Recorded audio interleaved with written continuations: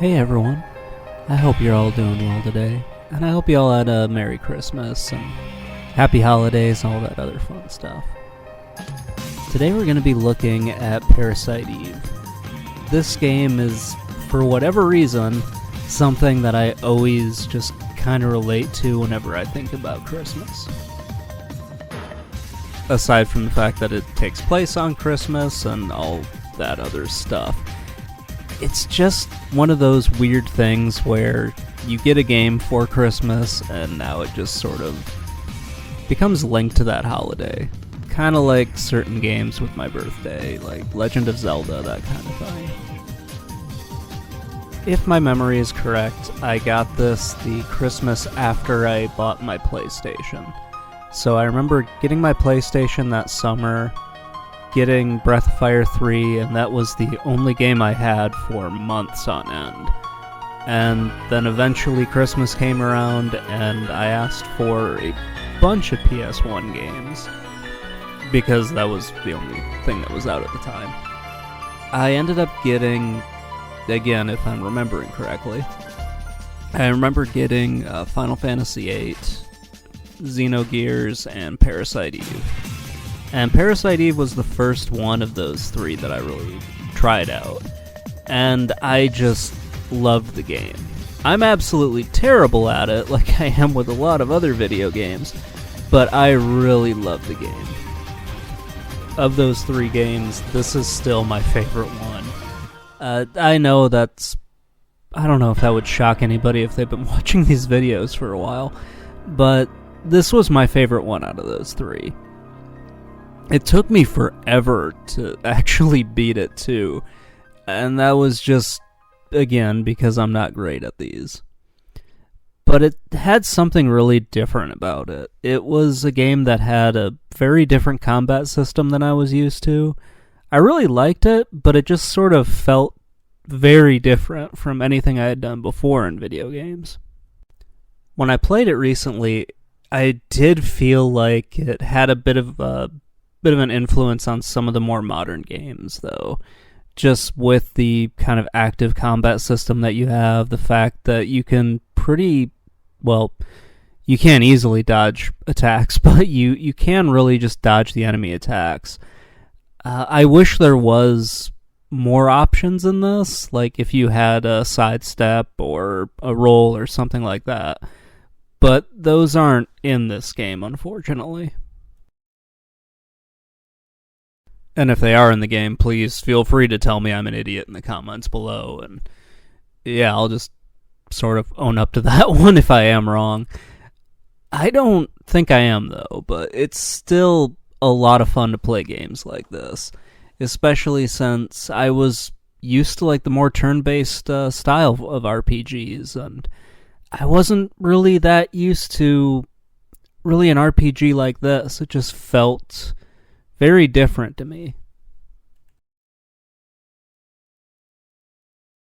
This is more of an action RPG than it is like your traditional turn-based role-playing style that you might have played with like some of the older Final Fantasies. When I first played it, I kind of felt like it was a little bit like Secret of Mana or other sort of RPGs like that. And that doesn't even really describe it that well. It's very weird to find exactly where this game fits, especially since it's got a lot of horror themes to it. It's a really weird game for me to like actually sit back and try to describe.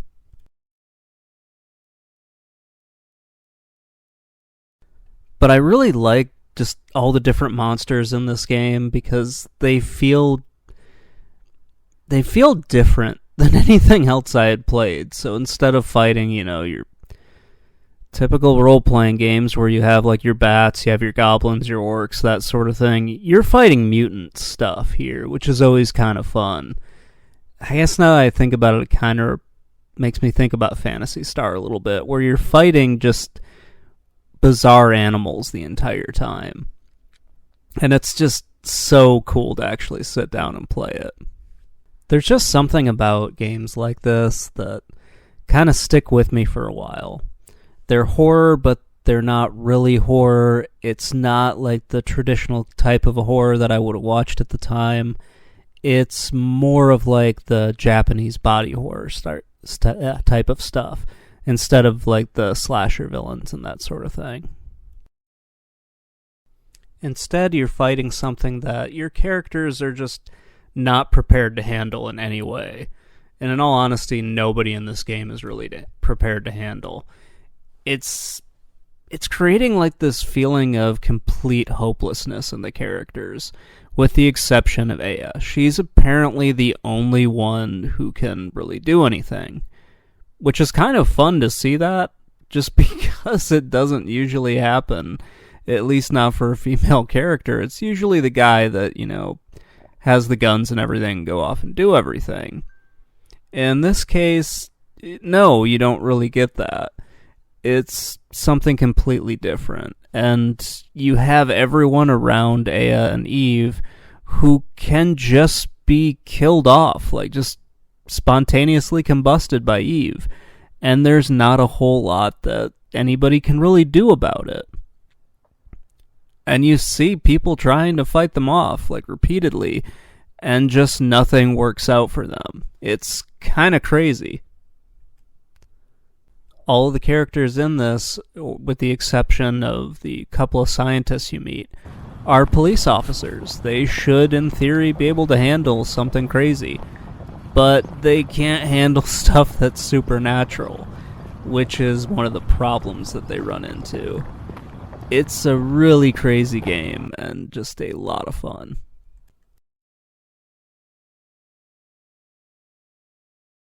The story's pretty fascinating. You start off by going to an opera, and instead of getting to sit back and enjoy the opera with the douchebag that apparently took Aya there, who's just a massive coward in every possible way, it's kind of funny, actually.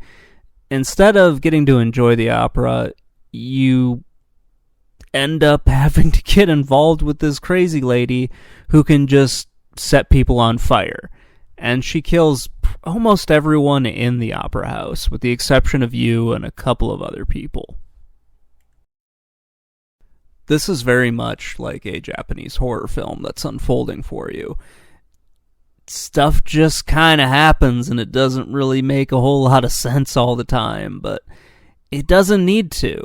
It's just craziness that happens in this world, and it all, for some strange reason, seems to make a lot more sense in the world that you're in than it would in any other place.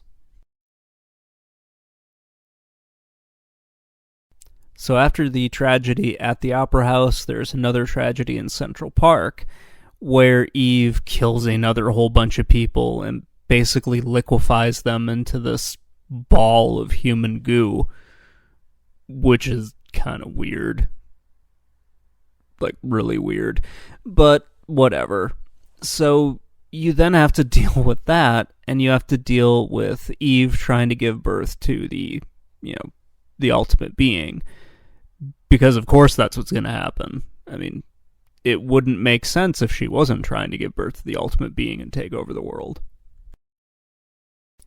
Now comes the part that I think, oh god, I hope this didn't inspire George Lucas and Star Wars in any way, but I have a strange feeling that it did. Just because. At least here it makes a little bit more sense than it does in Star Wars. But you're dealing with mitochondria. They're the cool little cells that live inside of you, and they've apparently been controlling human evolution, at least in this world, to create the, perfect way for the mitochondria to survive. Because mitochondria are apparently a completely separate being that's been living inside of us over all these different generations and everything. I mean, at least it makes more sense here. It's still kind of weird, but it kind of makes a little bit more sense in this game. Now, this story's all kind of unfolded and told to you through a series of cutscenes and just sort of action scenes where you're talking to different people. And as dumb as I think the idea of mitochondria is, it does work in this game. for a PS1 game at the time, I think the graphics are pretty good. I think the gameplay is pretty solid. The controls work pretty well. I wish I had some more options to dodge and kind of move around in the combat scenes, but aside from that, I think everything's done really well. One cool thing that they did here is they give Aya a bunch of different powers. So she can heal herself, she can turn into a weird little pixie thing and fly around and do a whole bunch of damage. That's honestly my favorite move that she has. And yeah, that's kind of fun. It's called PE. I'm not. I'd have to look it up again to kind of remember. I always just called it magic because that's what I always call stuff that allows you to do special stuff in the game. I don't know why. It's just something weird.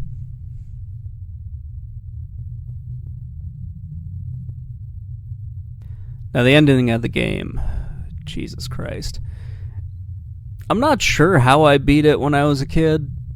I'm pretty sure I did.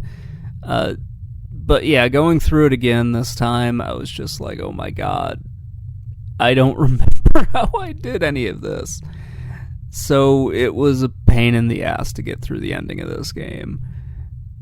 My god, that just sucked.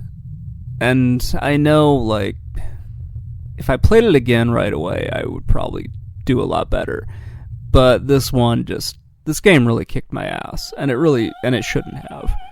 It was kind of sad, but, whatever. So you end up killing Eve at the Statue of Liberty, then some other weird shit happens, and then you have to go and fight the Ultimate Being again, who has like 4 forms to it, which is really goddamn annoying. And it's one of the things that just really bothered me. It was still, it's still a lot of fun to play. I never felt like the game was being cheap or anything.